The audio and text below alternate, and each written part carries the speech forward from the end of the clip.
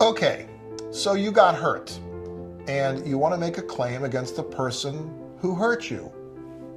Pick a rear end collision or car accident, or they ran the red light and hit the driver's side of your door and you're like all dizzy and you went to the hospital and the doctor and therapy and well, what do? You want to make a claim, and that's appropriate. That's what the law says. You're entitled to compensation. But there's a time limit, my friend. Every state has what is called the statute of limitations. It's a law. It's written down in the law books of every state.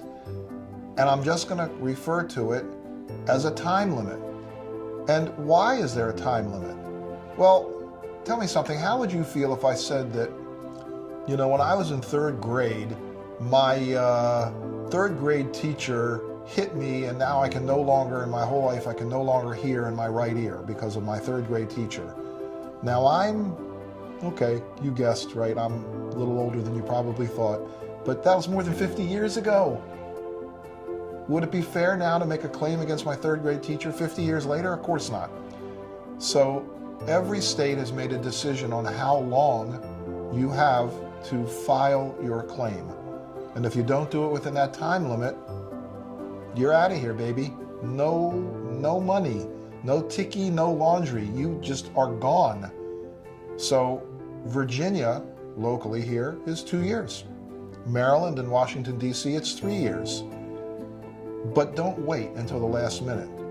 I personally won't take a client if it's within 6 months of that time limit deadline because there's just too many things to do.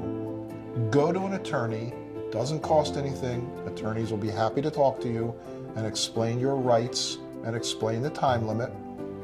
And then the attorney can get started working on your case so that when you've finished with your medical treatment and you're all happy and lucky and bouncy, you can play the piano again. Wait a minute, Paul, I never used to play the piano. Well, you can now.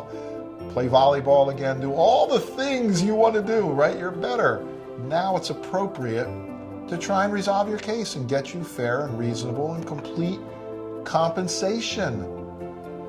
Don't wait.